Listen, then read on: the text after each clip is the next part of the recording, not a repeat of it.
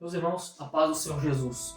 Eu espero que estejam todos bem, eu espero que estejam todos tendo um dia abençoado.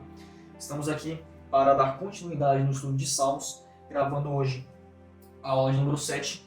E esta aula de número 7, ela tem por título Perdoe-me, Senhor. Ou seja, já pelo título nós vemos que é um pedido de perdão do salmista a Deus. E o salmista em questão, nesta lição, é Davi. E o salmo abordado por esta lição, dentro deste contexto de perdão, é o salmo de número 51. Eu vou ler aqui os meus 4 versículos para dar uma contextualizada no contexto geral de salmos aqui, do salmo 51, para que os irmãos venham entender. Tem misericórdia de mim, ó Deus, segundo a tua benignidade, e apague as minhas transgressões, segundo a multidão das tuas misericórdias. Lava-me completamente da minha iniquidade e purifica-me do meu pecado, porque eu conheço as minhas transgressões e o meu pecado está sempre diante de mim. Contra ti somente pequei e fiz o que é mal à tua vista, para que sejas justificado quando falares e puro quando julgares. Bom, esse Salmo 51, de maneira bem direta, ele não é um salmo muito difícil de entender. No entanto, tem algumas lições que são muito valiosas para a nossa vida. E esse salmo, ele se encontra nas características dos salmos penitenciais. Esses salmos são os salmos que remontam ao contexto de confissão e busca pelo perdão de Deus, os salmos penitenciais. Amém? O Salmo 51, ele está ligado, ao contexto de Davi estar pedindo perdão por um pecado. Porém, que pecado seria esse? Este salmo, ele está remontando o contexto de quando Davi pede perdão, quando Davi se humilha a Deus perante o pecado de ter adulterado com Batseba, com a esposa de Urias. E também, consequentemente, ali com um pecado levando o outro, com a morte ali de um dos seus valentes, dos seus guerreiros mais valentes, que no caso era Urias, o marido de Batseba. Então ele está ali pedindo perdão por esse pecado, e este é o contexto que a lição está nos trazendo sobre o Salmo 51, o pecado.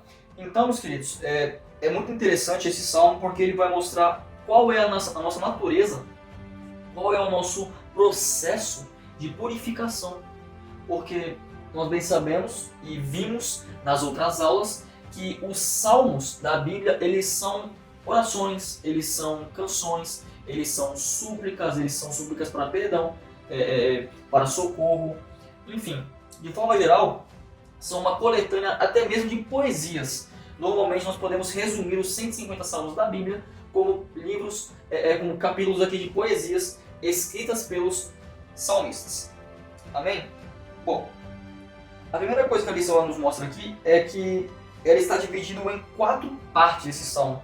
A primeira parte, o reconhecimento da natureza misericordiosa de Deus. O segundo, a confissão de pecados. O terceiro, a busca por restauração. E o quarto, a adoração verdadeira. Passando para falar aqui sobre o clamor pela misericórdia que Davi faz, nós podemos ver aqui que nos primeiros versículos do capítulo, ele nos mostra algumas expressões como apaga as minhas transgressões, tem misericórdia, benignidade. Ele fala também, ele faz um pedido para Deus: lava-me, purifica-me. E é interessante porque nós olhamos para isso e nós podemos perceber que o salmista, no caso Davi, ele tem uma clara noção de que Deus, ele é benigno e misericordioso. Ou seja, Davi, mais uma vez, usando também exemplos de outras aulas, ele está orando sabendo que Deus vai responder, porque ele sabe a característica do Deus que ele serve. Ele sabe que o nosso Deus é um Deus benigno. Ele sabe que o nosso Deus é um Deus misericordioso. E, portanto, a lição deixa claro aqui, até mesmo o salmo, de que Davi ora sabendo. Davi ora tendo a convicção de que Deus é um Deus misericordioso. Então, Davi ele tem a plena certeza de que, ao se dirigir diretamente a Deus, ele está tomando a sua melhor decisão. Porque não tem ninguém que possa perdoá-lo, não tem ninguém que possa remi-lo, senão somente o próprio Deus. Amém, meus amados? Queridos, o segundo subtópico diz, confessando o pecado. E eu destaquei aqui, de forma resumida, para que possamos entender o trecho que diz. Ele diz no versículo 5, Davi, ele diz o seguinte: Eis que em iniquidade fui formado e em pecado me concebeu a minha mãe. O que seria isso? Na realidade aqui, o salmista está revelando que ele conhece, que ele reconhece a inclinação humana para o pecado.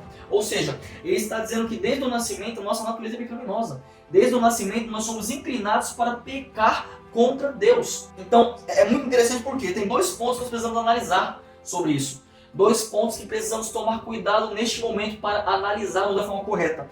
O primeiro ponto é que o pecado específico ele foi praticado e ele precisa ser especificado. Como assim? Davi pecou no pecado de adultério. Davi pecou no pecado de assassinato. Davi pecou contra o Senhor. Este mesmo Davi tem que especificar o seu pecado para Deus. Ele tem que se quebrantar, revelar para Deus tudo aquilo que ele fez de mal, se humilhar perante a presença do Senhor para ser perdoado. E este é o primeiro ponto. E o segundo ponto aqui, que nós vemos aqui, é que Davi ele tem a plena consciência de que ele, e não só ele, evidentemente, todos os seres humanos têm a inclinação para o pecado. Então são dois pontos importantíssimos dentro do contexto aqui de confissão do pecado. Amém, meus amados? Bom, o terceiro subtópico diz o seguinte, que Deus é quem remove o pecado. O título já é bem autoexplicativo. Porém, passando por cima aqui do comentário do comentarista da CPAD, ele diz o seguinte, contra a prática do pecado só há um antídoto, evidentemente que é voltar-se ao Deus misericordioso, que por intermédio de Jesus e seu sacrifício, ele faz a nossa remissão de pecados e confessar nosso pecado perante ele. Ou seja, nós precisamos confessar nosso pecado para Deus, para que a partir do sacrifício de Jesus, nós possamos ser remidos, nós possamos ser perdoados através da confissão. Amém, meus queridos? Uma forma bem resumida aqui para que possamos entender é que Deus ele é o único que pode nos remir dos nossos pecados através do seu Filho Jesus. Amém? Bom, no segundo tópico maior da lição, e no seu primeiro subtópico, diz o seguinte, purificando a vida interior. Destaque aqui para a gente que somente Deus pode criar um coração puro. Vejamos que no versículo 6, Davi diz o seguinte, eis que amas a verdade no íntimo e no oculto me fazes conhecer a sabedoria. E ele diz, purifica-me com isopo e ficarei puro, lava-me e ficarei mais branco do que a neve. Ou seja, ele reconhece que o processo de purificação só Deus pode fazer. E aí ele diz aqui que somente Deus pode criar um coração puro, não mais sujo pelo pecado, mas sim com um espírito reto, não uma vida torta. A nossa vida interior precisa ser purificada para que a presença do Espírito Santo seja uma realidade e assim tenhamos de volta a alegria da salvação e um espírito voluntário nas coisas de Deus. No versículo 10, ele está pedindo para Deus, ó Senhor, cria em mim um coração puro e renova em mim um espírito reto. A renovação daquilo que se perdeu, só Deus pode oferecer. A restituição daquilo que foi consumido, muitas das vezes pelo próprio pecado humano, só Deus tem o poder de restituir. E eu convido você a pensar, se só Deus pode restituir, então para quem nós devemos render as nossas orações? Obviamente somente para Ele, somente para o nosso Senhor, que pode e é o único que pode remir o ser humano da maldade e voltar a Ele, ao caminho puro, ao coração puro, ao caminho reto, ao espírito reto, ao espírito voluntário na obra do Senhor. Amém? O segundo subtópico diz, restituindo a alegria e o júbilo. Separei aqui para nós meditarmos que o salmista sabia que o pecado apaga a alegria de viver. Então, primeiramente, Davi sabia que por conta de ter pecado, ele poderia continuar vivendo. Talvez Deus não fosse castigar ele naquele momento, porém, muitas das vezes nós esquecemos de que o maior castigo que podemos receber, muitas das vezes não é o castigo físico, e sim o espiritual. E Davi reconhecia aqui que a alegria de viver fosse juntamente com o pecado. E essa é uma coisa muito interessante, e Davi, ele sabe que o processo de restauração, ele tem um procedimento. E esse processo, ele passa pela confissão, pela humilhação e, finalmente, pelo fato de tornar a sentir a presença do Espírito Santo. Ou seja, muitas das vezes tem pessoas que pecaram hoje contra Deus, pecaram hoje contra o Espírito Santo e já no dia seguinte quer que o Espírito Santo renove, quer que o Espírito Santo o torne a fazer sentir aquela presença maravilhosa. E não, meu amado, não é dessa forma que funciona. Nós temos que colher pelas consequências dos nossos atos. Quando pecamos, nós temos que primeiramente confessar, depois nos humilhar e só mais à frente, depois desse processo de purificação do Senhor, voltar a sentir a presença do Espírito Santo. Não é uma batalha fácil, não é um caminho simples de se seguir, mas é o único caminho verdadeiro e dá resultado. É o caminho onde o Senhor ele valoriza a nossa entrega e vê quando nós estamos colocando nosso coração de volta na presença dele para nos humilharmos acerca do nosso pecado. Então ele diz aqui que o Salmo, na verdade, ele nos traz essa verdade muito contundente, que é de que o pecado tira a presença de Deus do salmista. E ponto. O Salmo 51 nos mostra que Davi perde a presença de Deus, perde a paz, perde a alegria por conta do pecado. O terceiro subtópico diz o seguinte: precisamos lembrar, melhor dizendo, o título, né? A restauração começa pela renovação interior. Então vamos lá. Eu destaquei para a gente aqui o seguinte: o Espírito Santo sempre apelará para a nossa consciência a fim de que não fiquemos imersos na prática do pecado. Pois ele que convence o pecador do pecado, da justiça e do juízo. Então, meu querido, preste atenção nisso. Você com certeza já ouviu alguém dizer: não consigo me libertar do pecado. Com certeza você ouviu alguém dizer: eu acho que não estou pecando, eu acho que o que eu estou fazendo não ofende a Deus. E meu querido, não se exalte, não fique chateado quando ouvir essas questões. Pelo contrário, exponha a palavra de Deus e a sua justiça, exponha a retidão da mensagem, exponha a verdade do Evangelho. Porém, saiba que quem convence é o Espírito Santo de Deus. E a palavra fala, e o salmista aqui, ou melhor, o comentarista, ele destaca que o Espírito Santo, ele convence que o pecador está errado, está no caminho errado. E ele não deixa que o pecador fique imerso, fique submerso dentro do pecado, a não ser que o pecador feche seus olhos, tampe seus ouvidos e não queira receber a instrução do Espírito Santo. Aí já é outro caso completamente diferente. Amém, amados?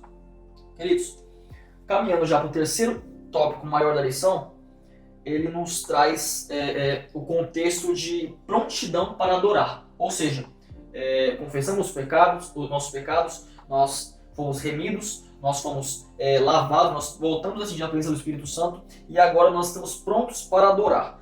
Este trecho específico, ele remonta aqui e nos mostra a partir do versículo 14 e até o versículo 17, que diz o seguinte: livra-me dos crimes de sangue, ó Deus. Detalhe, crimes de sangue, muito prováveis aqui, ele se referindo ao crime da morte de Urias. Deus da minha salvação e minha língua louvará altamente a tua justiça. Ou seja, me livra para que eu possa voltar a adorá-lo. Abre, Senhor, os meus lábios e a minha boca entoará o teu louvor. Olha só, ele reconhece que até para adorar, ele necessita que Deus abra os seus lábios. No versículo 16, pois não desejas sacrifícios, senão eu os daria. Tu não te deleitas em holocaustos. Neste contexto aqui, irmãos, só para especificar, Davi ele não está repudiando sacrifícios do Antigo Testamento. Pelo contrário. Porém, o que ele quer dizer aqui? Ele quer dizer que nada adianta ele queimar uma oferta de incenso, nada adianta ele sacrificar algum cordeirinho, nada disso vai adiantar, porque se ele fizer todas essas coisas, mas ele não se voltar para o Senhor, se ele não integrar para o Senhor a sua humildade, a sua devoção de coração, nada vai adiantar. Por isso ele diz aqui: pois tu não desejas sacrifícios, senão eu te daria. Tu não deleitas em holocaustos. Versículo 17. Os sacrifícios para Deus são o espírito quebrantado e um coração quebrantado e contrito, que ele não desprezarás. Ou seja, neste contexto, Davi está dizendo: de que adianta eu ofertar o melhor do meu celeiro? Davi era rico, Davi podia matar ali em sacrifício naquele tempo era comum, né? O sacrifício de animal, ele podia matar que fosse 1000 animais, pesar ali quantas toneladas de oferta de cereais, quem sabe? Porém, ele diz, de que adianta? Porque a melhor oferta, e Davi já reconhecia isso nesse tempo, e hoje em dia muitos não reconhecem, é de que é um coração quebrantado, voltado para o Senhor. Queridos, outra coisa aqui que nós precisamos entender, já caminhando aqui para o contexto também da adoração, é que os salmos eles são canções principalmente para adoração no templo. Então, pense comigo e imagine aqui. Davi se sentia envergonhado. Davi não teria paz para adorar o Senhor publicamente perante o pecado que ele cometeu. Até porque Davi era um homem que tinha uma preocupação muito grande, não apenas de ser um pecador e não obter o perdão, não apenas isso, mas de envergonhar o nome do Senhor. E muitas das vezes nós estamos aqui hoje em dia, estamos preocupados apenas com o nosso próprio nariz e não estamos nem um pouco preocupados em envergonhar o nome do Senhor com nossas atitudes. Isso, na verdade, me faz pensar muito. Será que nós temos feito aquilo que realmente é necessário para honrar o Senhor? Ou será que nossas atitudes têm desonrado e feito com que o nome do Senhor ficasse manchado, de certa forma, aos olhos do povo? Por quê? Como assim manchado? É evidente que, de forma geral, nós não podemos manchar o nome do Senhor. Nós não temos poder. Porém, precisamos reconhecer que como nós somos testemunhas de Cristo, as pessoas, como elas não têm intimidade com Deus, elas verão Deus através de mim, através de você. Se a nossa vida for uma vida suja, se a nossa vida for uma vida torta, eles irão assemelhar, muitas das vezes, por conta da cegueira espiritual, que o nosso Deus é um Deus torto e um Deus que permite a sujeira. E nós sabemos que não é dessa forma. Então sejamos testemunhas fiéis da palavra do Senhor, da forma que Ele realmente é, e não da forma que Ele gostaria que nós gostaríamos que Ele fosse. Muitas das vezes queremos pregar aquilo que gostaríamos que Deus fosse, mas não. A verdadeira palavra deve ser pregada segundo aquilo que Ele verdadeiramente é, meu amado. Amém? Bom, no segundo subtópico, do terceiro tópico geral, o título é Quebrantamento e Contrição. E eu destaquei aqui para a gente que não podemos nos apresentar para a adoração pública de maneira mecânica e superficial. Ou seja, sabe aquelas pessoas que já não conseguem mais adorar em espírito e em verdade? Sabe aquelas pessoas que não conseguem mais doar corpo, alma e espírito na adoração? Sabe aquele crente que muitas das vezes é até aquele crente chamado crente girafa, né, que está na igreja e a cabeça está fora, pensando na conta, pensando nos problemas? Meus queridos, Deus sabe dos seus problemas, Deus sabe das suas dificuldades, Deus sabe de tudo que você necessita. No entanto, o momento de adorar ao Senhor deve ser um momento que devemos esquecer de tudo, e nos lembrarmos apenas de cultuar aquele que vive e reina para sempre. Amém? Passando para o último subtópico para encerrar a lição de hoje, que tem por título Fazendo o Bem para os Outros. E isso eu gostaria que você prestasse muita atenção neste momento. Olha só, Davi, ele diz que, ele nos mostra aqui no Salmo, e eu já vou dizer qual versículo que ele vai dizer aqui, mas o comentarista diz que a nossa experiência de restauração nos permite ensinar aos transgressores os teus caminhos. Olha que coisa linda. No versículo 13, Davi diz, então, ou melhor, versículo 12, vamos colocar o versículo 12 para você entender o contexto. Ele diz, torna a dar-me a alegria da tua salvação e sustém-me com um espírito voluntário. Espírito voluntário.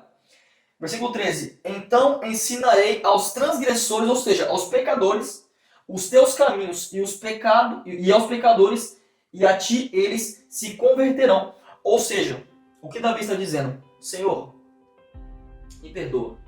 Senhor, restaura na minha vida. E a partir daquilo que o Senhor fizer na minha vida, eu vou pregar para os outros, para saber que o Senhor não só me perdoou, mas o Senhor também perdoa todo aquele que estiver disposto a largar a vida pecaminosa. Ou seja, Davi está enfatizando, Deus perdoa, Deus tem interesse, Deus salva todos aqueles que têm a disposição, que têm a conversão verdadeira para sair do pecado. E Davi sabe tão bem disso, que Davi se dispõe, Deus me dá um espírito voluntário para que eu possa fazer aquilo que o Senhor mais se agrada. Amém? Queridos, eu espero que essa lição tenha abençoado a sua vida. Se possível, deixe o seu like, deixe o seu comentário. Ajuda muito para o crescimento do canal. E este canal ele tem o intuito de levar a palavra para o máximo de pessoas possíveis. A palavra da verdade, a palavra verdadeira. Então estamos aqui comprometidos a trazer a palavra da verdade, o que a Bíblia realmente diz, e não aquilo que nós gostaríamos que ela dissesse. Então, meus queridos, queremos aqui remontar o compromisso de trazer a palavra da verdade, trazer a palavra que liberta, porque a própria Bíblia diz: conhecereis a verdade, e a verdade vos libertará. Só podemos ser libertos de fato conhecendo a verdade da palavra, a verdade de Jesus Cristo. Então, se puder, nos ajude, que o Senhor venha colocar em você um espírito voluntário para que você possa nos ajudar nessa obra. Amém? Que o Senhor assim te abençoe, que o Senhor ilumine os teus caminhos e que te dê sabedoria hoje e sempre. Fique na paz do Senhor.